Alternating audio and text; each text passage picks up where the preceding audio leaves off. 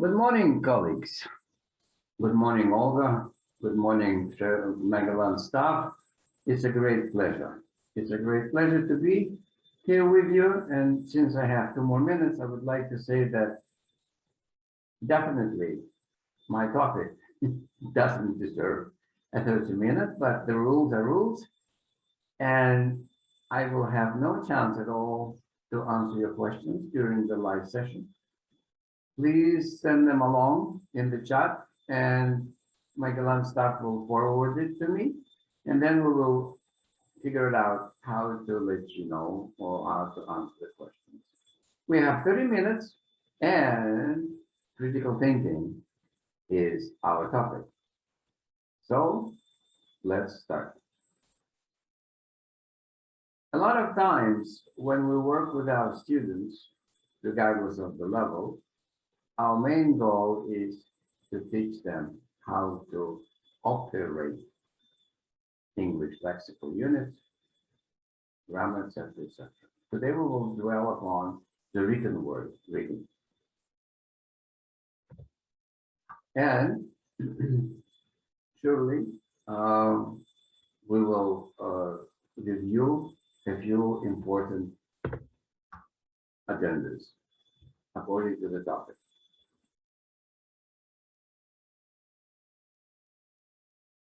Critical thinking allows a person to analyze information and to make one's own objective judgment based on the facts, based on the information the one gets in the mind.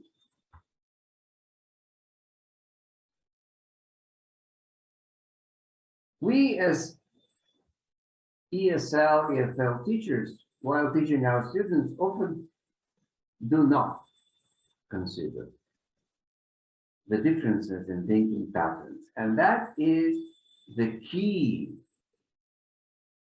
My personal opinion to teach children or students is to think like a native. This is my logo, this is my slogan, and I will share with you gladly some of my skills. So, Robert Frost, I'm not a teacher, but an awakener. And I love that comment because what we're really trying to do is to arouse the inquisitiveness of our students. And surely cultural differences in the nature of written communication, that's what the key is to the difference in language and how they understand it. This is a very interesting design which shows or compares the written thought. Robert Kaplan in 1966 observed thousands of essays that were written in the United States, students from France, from Orient, from Russia, and after having analyzed all those interesting essays, he had come up with a very specific design. You see, English, as compared to the Oriental, English is direct thought in the form of a straight line. Oriental, indirect. And since those who have been in Japan or China, it's very interesting how indirectly they often express their thoughts. And here we have a Russian design, and he noticed that the general difference, the Russians pay attention to a lot of unnecessary details. Interesting, but true, in my own personal experience. I often use humor. And as a warm-up, it's a fantastic opportunity to immerse my students into the English atmosphere. So here is a very interesting fun line. What do you get when you cross a joke with a rhetorical question? Prior getting into the details how I do that, here is something for us to remember. The definitions of rethinking, critical reading, critical thinking is rethinking skill. Observation, interpretation, analysis, inference, evaluation, and explanation. So you see in the bowl, you have a rhetorical question. Not many students in Russian can explain what is a rhetorical question. The cross. So I ask the students, first of all, to define what is a rhetorical question. I allow them to peek into their gadget and find it in the dictionary or Google. And then I encourage them to inquire what is a synonym of the verb to cross. And definitely what we come up with in the final outcome. Rhetorical question is rather a statement than speaker is interested to get an answer. Who would want to be a millionaire? That is a very clear and obvious statement. Everyone. The cross is to change, to make, to pair up. And then I ask the students to rethink the statement or the idea, and in their own words, tell me how they understood that humorous. And at times you get an answer that a joke and a rhetorical question both need a reaction. Reaction. So when we apply critical thinking skills in learning, students are immersed into the basics. And what's more important, those skills that we give them or teach them or they obtain, it's a very great foundation for the future, any job or any field they're going to do, because analyzing information is important everywhere. And as we help them to interpret, analyze, evaluate, we should always remember that we have to explain critical is not criticizing. So here is another interesting solution. And since I don't have an opportunity to get your feedback, I still would like you to think about, I ask my date, and you ask the students to analyze what is the word date. And you can come up, well, in English and any other language, a word has multiple meanings, but how to note which lexical nuance is applied to the specific thought, that's a key issue. I asked my date to meet me at the gym today. She did not show up. That's when I knew we weren't going to work out. It's a very interesting fun to work out the problem, to work out in the gym means to do a run on, I'm sorry, I cannot answer any questions. I have very limited time. If there is time in the end, I'd be happy to answer. Thank you. So you ask your students to understand what is the date and how is it referred to where to meet. To show up is a synonym to appear. And that's when I knew we weren't going to work out.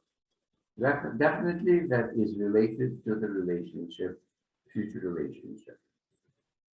So humor, I repeat, is a great way to understand, to try to understand the speakers.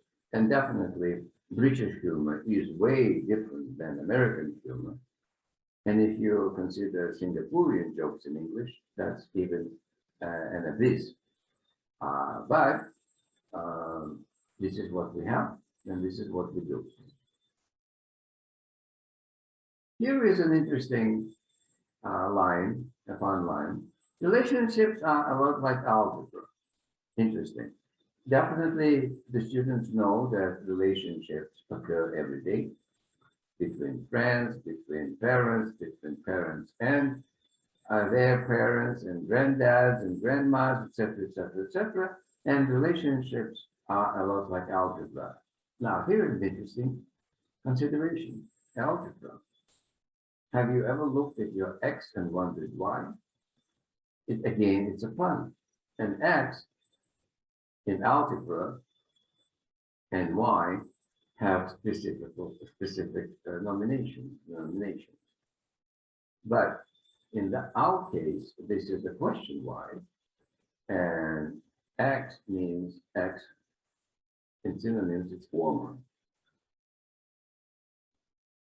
I'm great at multitasking. I can waste time, be unproductive, and procrastinate all at once. Here we come across a very interesting combination. Multitasking, if one is asked to write a resume, multitasking is something that the future employer would be keen to look for. To waste is a verb. Waste time it's a collocation. Don't waste time. To waste time, it means not to use it productively. Be unproductive, it's clear, and procrastinate. Procrastination as an issue is a big issue for scientists and psychologists, because more and more students are not so keen to, or I should say, emotionally in a state of working hard. They would rather procrastinate, watch a cartoon or TikTok.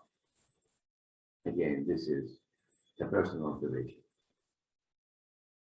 So look at the examples.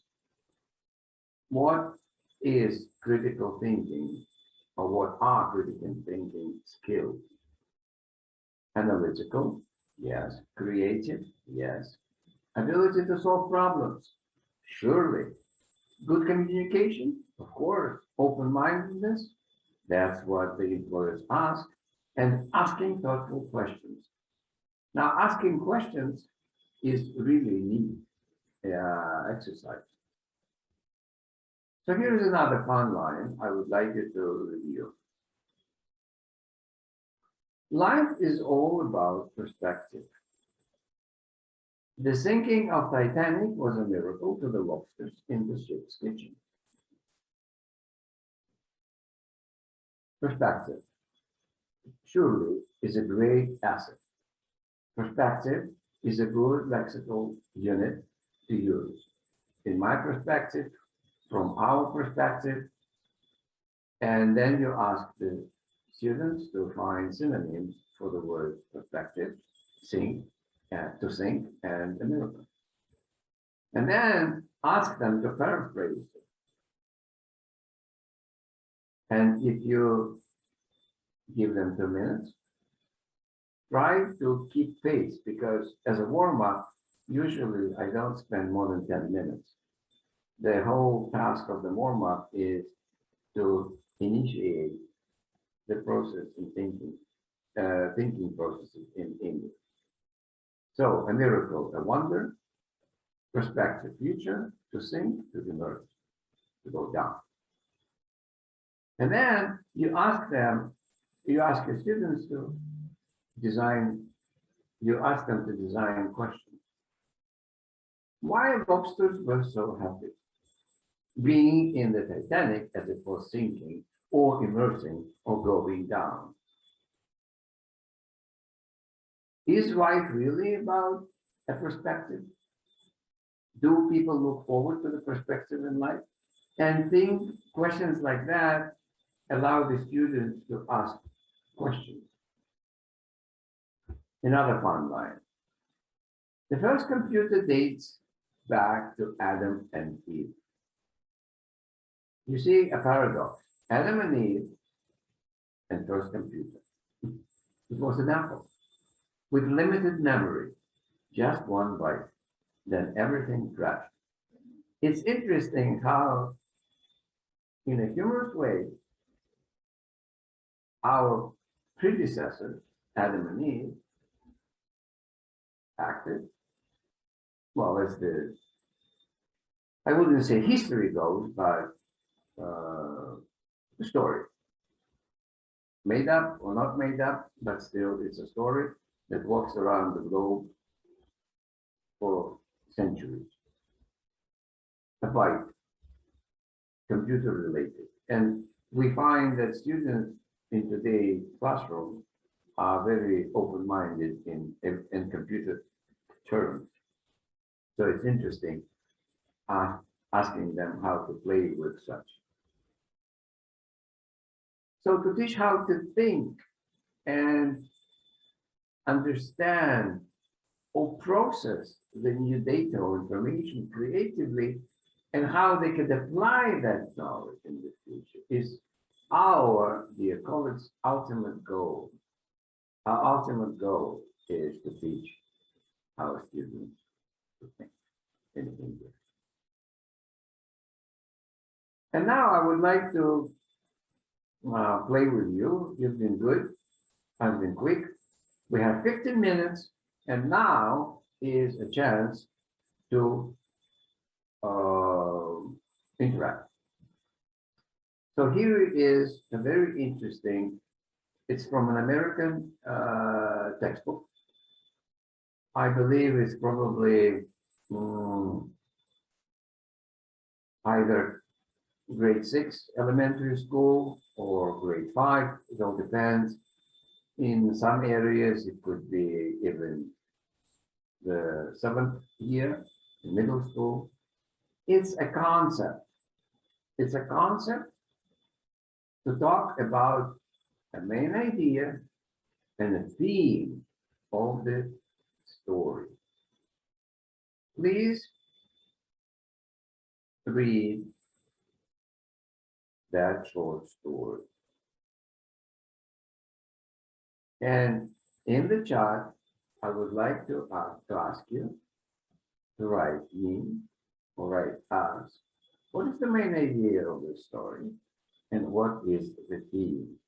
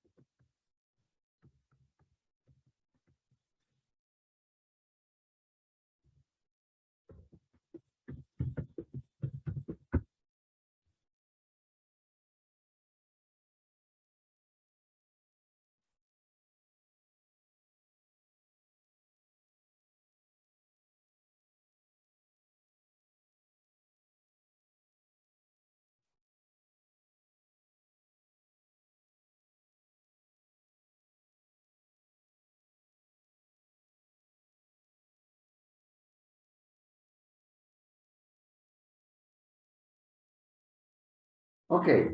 I saw one question. I tried to answer it. I mean, I didn't try.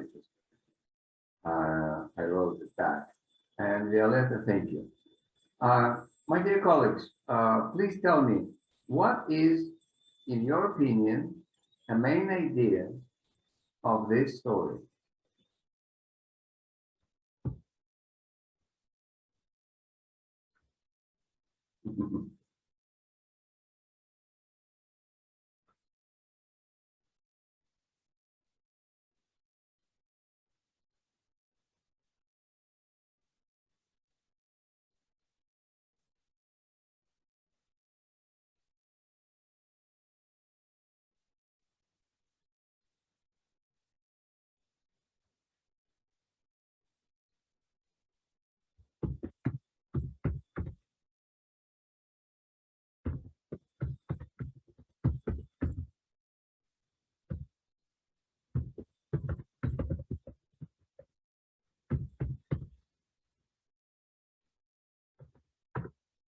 David lost his ball and he needs to get it back.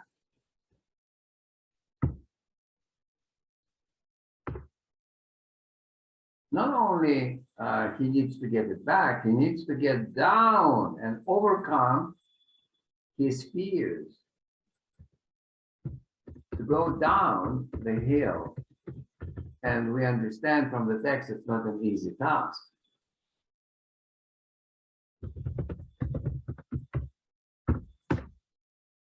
Now the theme is in one word, and it is courage. Courage.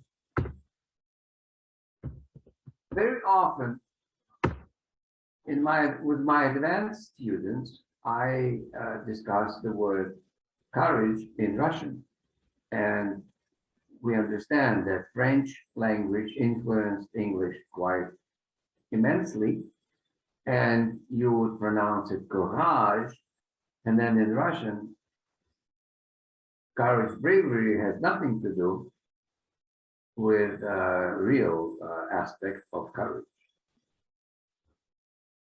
Thank you. And here is another story, which I really, really like a lot, for one simple reason, as it teaches or demonstrates the will of the coach to turn the mentality of the team toward one goal. So please read it and also send me your ideas, main idea and the theme.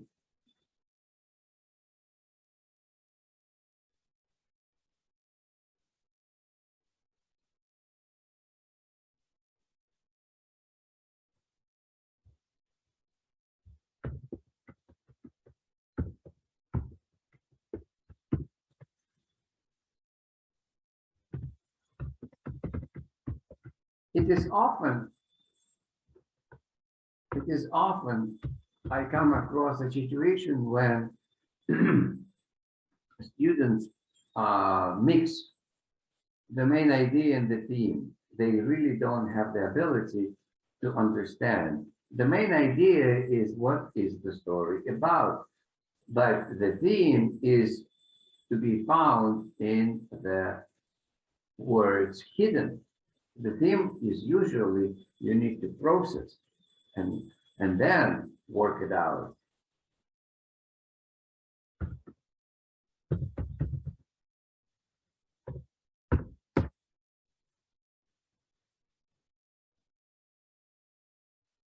All right. We can achieve, I see. Well, I'm still open. I'm still waiting for your answers, please. Your ideas.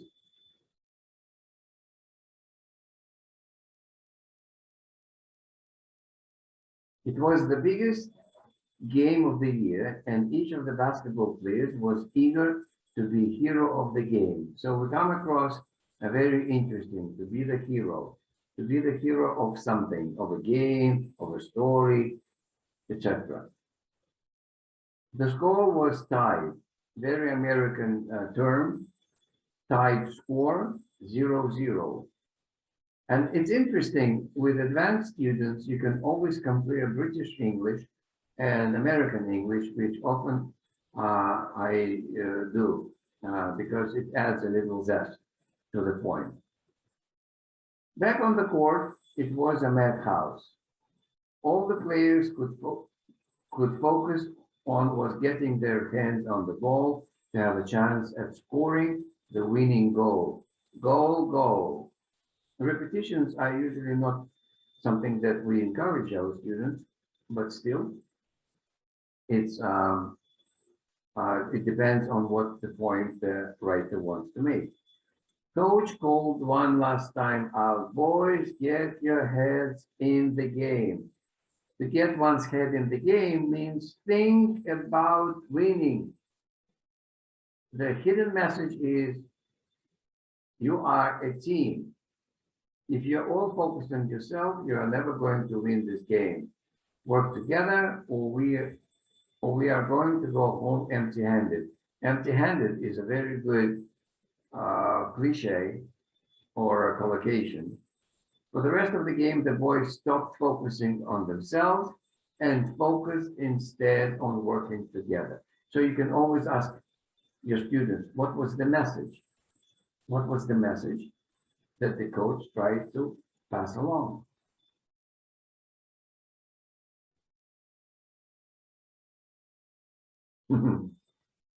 Thank you, Vera. Hard skills work together with the soft ones. Is that related to the skill application or to the story? Hard skills work together with soft ones. Well, yeah. Well, okay. We read that before. So again, the main idea of the story is the team won the basketball game by working together. So teamwork about self. That's the main idea. Now, working together pays off. We all know what it means to pay off. It means that it is worthy. Oh, to the story. Well, I already shared Vera about the main idea. Thank you. Working together is more profitable than working alone. Main idea is encouraging working together, the teamwork. All right, Violetta, you did good. Yes, absolutely. Coordinating work, encouraging working together, the team.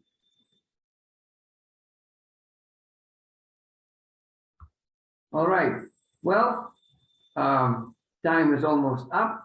I would like to appreciate everyone who came to hear me, and all the questions that I haven't covered or didn't see, I'm sure the Magellan staff will relate them to me, and we find a way out how to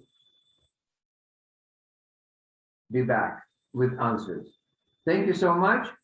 I wish you all the best. And remember, it's all up to us to make our students work hard and think in English.